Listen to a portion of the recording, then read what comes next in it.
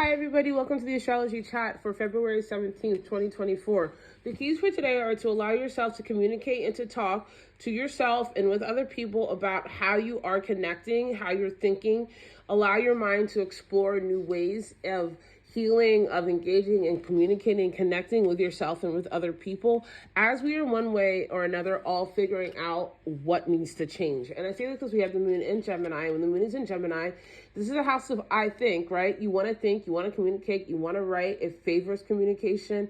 It favors allowing yourself to kind of be exploratory with your mind and with your emotions. Moon in Gemini, it always reminds me of a hummingbird, like going from one flower to another, like, ooh, this nectar is cool. Ooh, this nectar is cool, and allowing yourself to not force yourself to be in one direction. When the moon is in Gemini, that's really not going to happen. However, we do have Venus in a conjunction with Pluto today. And Venus conjunct Pluto can lead to very intense connection and realizations. But you have to be mindful of making sure that these connections are based in ethics, are based in accountability. You need to be mindful of engaging in power plays, in engaging in obsession, obsessive thought, being very invasive, right? Pluto and Venus meeting does make things very intense, right? But you have to be careful. It doesn't necessarily have to be a bad type of intensity. If both of the people are being mindful about what they're connecting to and around, then it can be a really beautiful energy. But if you're kind of laissez-faire and unethical about that, it can lead you down some really iffy paths.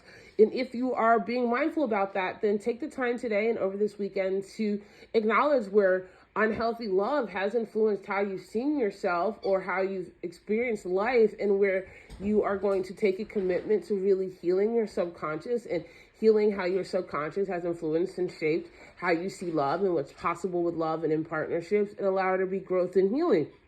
And especially since the moon is making a sextile to both the North Node and Chiron, the more you focus on how you can heal yourself, how you can connect with yourself, how you can come into an alignment with your own vibration, and how you can, instead of like thinking about how the other people did something wrong, which is very true, everybody has done something, right?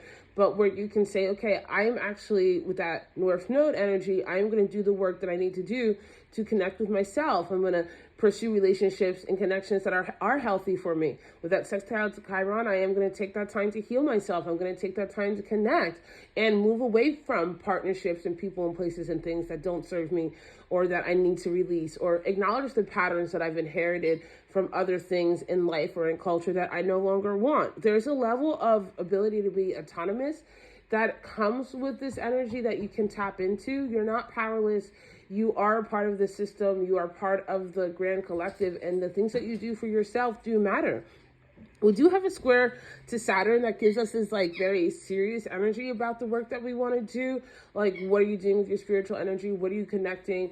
Where is your mind going, and why is it going there? And if there is a habitual pattern of connecting to people, places, or things that are not working for you, tap into that Saturn of energy and do the work that you need to do to separate from it. Let yourself go through withdrawal. Let yourself embrace accountability.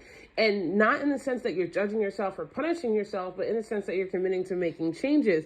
And we also have the tense energy with the moon to both Venus and Pluto that are currently conjunct, right? And so there is this grand consideration of both seeing the micro and the macro level of everything around you. And so if you need to take time to do that, I mean, honestly, we all need to take time to do that, then take the time to do that. And make sure you are doing that either with yourself, and if you're doing it with other people, make sure you're doing it with people who are committed to healing and not into power plays and control. So it's a bit of a murky day, but it's the kind of day that you need, because, lotuses only grow in the swamps. I love you guys so much. I'll see you tomorrow.